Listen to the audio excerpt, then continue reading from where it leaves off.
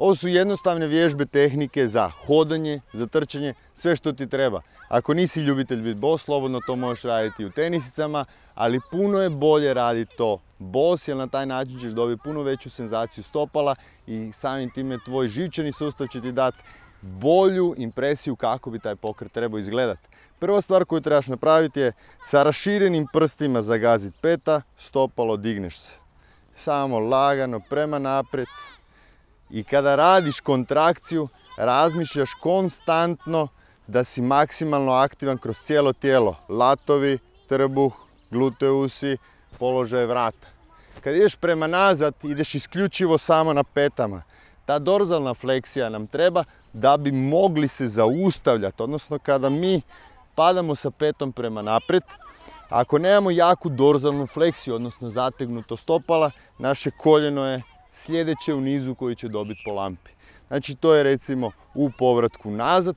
Te vježbe možemo napraviti 3 puta. Nakon što smo to napravili, krenut ćemo sa aktivnim skipom i to lagano nisko da shvatimo tu ekstenziju gležnja i idemo prema naprijed, rukama stišćemo prema podu kroz aktivan trup da dobijemo bolju silu u svemu tome.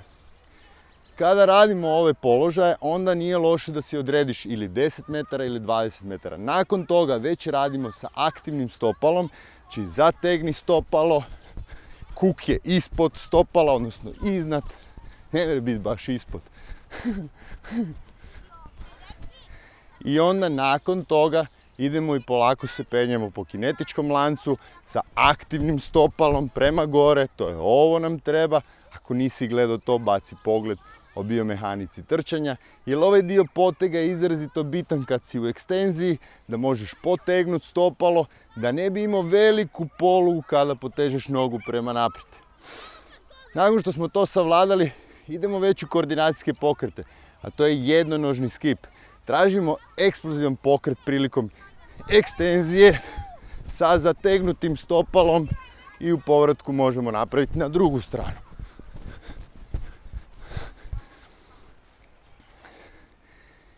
Sve to je bilo prema naprijed i sve to je osnovno. Ako želimo ući u kompleksne pokrete, onda nam treba veća sila na pod. To možemo napraviti kroz jednonožne skokove ili dvonožno u isto vrijeme. Dosta bitno je da zagrabiš rukom u trenutku kada imaš taj kontakt sa podom. Da ne bi bilo sve frontalno, trebaju nam i osnovna kretanja bočna, jer mi nismo ravna bića. Mi smo bića koja se krećemo u svim smjerovima, barem oni koji to žele, bilo da je tjelesno ili mentalno. Ali ako pratiš ovaj kanal, znaš da trebaš biti u svim smjerovima. Prva stvar je da ideš bočno, sunožno, to je jedna od vježbi, druga vježba je prekoračno, zakoračno. I tu smo dobili rotacije koje nam trebaju. Ako tražiš eksplozivne pokrete koji su bočni, a baviš se određenim sportom, onda prekoračno, zakoračno je nužno. Znači, doskočiš i vratiš se nazad. Ovo su neke od najosnovnijih dijelova za donji dio tijela. Ako krenemo sad razmišljati o stabilizaciji trupa, onda ćemo razmišljati o ovome. Ravna noga, aktivno stopalo, čvrst kuk, digni visoko, visoko, visoko, visoko, bez savijanja koljena. Visoko, visoko, visoko, visoko, visoko, bez savijanja koljena. Visoko, visoko, visoko, bez savijanja koljena. To te uči toj ekstenziji kuka i da bi zapravo dobio veliki opseg pokreta, imaš vježbu broj 2. Daleko, ne padat sa stopalom, stopalo, kuk dole, prsti gore, povuci. Daleko, zadrži petu, stopalo dole, kuk, prsti gore, povuci. Prilikom povlačenja nećeš željeti da ti iskoči guzica van, nego ćeš biti stabilan i aktivan. Nakon što smo prošli kuk, onda idemo malo prema trbuhu. Da bi savladali trbuh, uvijek je dobro kretati se kao majmun.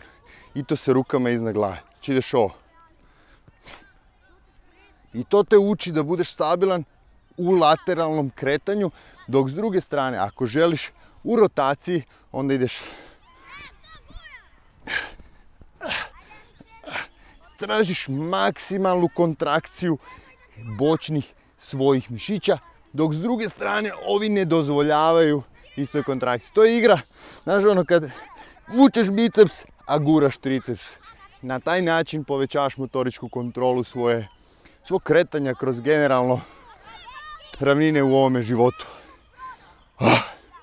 I zadnja stvar na što treba obratiti je položaj rebara. Položaj rebara je uvijek u skladu sa trupom. Lopatice su uvijek prislonjene na tvoja rebra i kližu po rebrima. Kogod ima tendenciju da diže ruke dok trči gore, automatski jako opterećuje vrat. Jer čim dižeš ruke gore, vrat ide previše prema naprijed. Gurni vrat nazad, spusti ramena dole i hvate. I to je upravo ta vježba koju možemo raditi na kraju.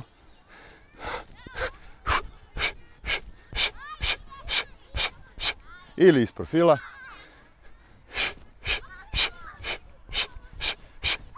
Ne zaboravi podijeliti ovaj video, jer ovo je nešto što je bitno svakome trkaču.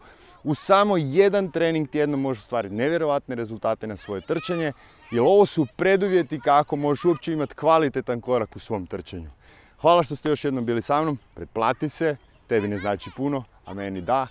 Vidimo se nedjeljom u 7.